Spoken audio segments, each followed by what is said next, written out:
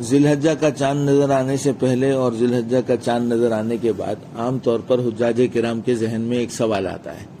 وہ سوال یہ آتا ہے کہ جب ہم اپنے گھروں میں ہوتے ہیں اور ہمارا قربانی کرنے کا ارادہ ہوتا ہے تو ہمیں یہ بات مستحب بتلائی جاتی ہے کہ ہم اپنے چاند نظر آنے کے بعد ہم اپنے بالوں کو نہ کاٹیں، اپنے ناخن نہ تراشیں جب تک ہم قربانی نہ کر لیں. حجاج کرام یہ سوال پوچھتے ہیں کہ جی ہم نے تو یکم ذی الحجہ کے بعد عمرہ کرنا ہے تو اس میں ہمیں حلق یا قصر کروانا پڑے گا. اسی طرح 8 ذی الحجہ کو ہم نے حج کا احرام باندھنا ہوگا تو اس سے پہلے بال کاٹنا، مونچھیں تراشنا سنت ہے، ناخن تراشنا سنت ہے. تو اب ہم کیا کریں؟ یاد رکھیے شریعت نے شریعت کی ہر حکم کو اہمیت حاصل ہے.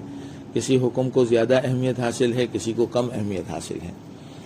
عمرے کے احرام سے فارغ ہونے کے لیے طواف اور سعی کے بعد جو حلق یا قصر کروایا جاتا ہے وہ واجب ہے، اور احرام باندھنے سے پہلے جو بال تراشے جاتے ہیں اور ناخن تراشے جاتے ہیں وہ سنت ہے. جبکہ بقر عید کی قربانی کا جن کا ارادہ ہو ان کے لیے بال نہ کاٹنا یہ مستحب ہے. تو واجب اور سنت کا درجہ مستحب کے مقابلے میں بڑا ہے، اس لیے ان پر عمل کیا جائے گا، مستحب پر عمل نہیں کیا جائے گا.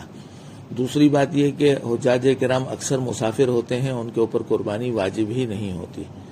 بہرحال خلاصہ ساری بات کا یہ ہے کہ جن حضرات کا یکم ذی الحجہ کے بعد عمرہ کرنے کا ارادہ ہو یا انہیں عمرہ کرنا ہو تو ان کو حلق کروانا ہوگا، وہ حلق کروائیں گے اور وہ اس مستحب پر عمل نہیں کریں گے.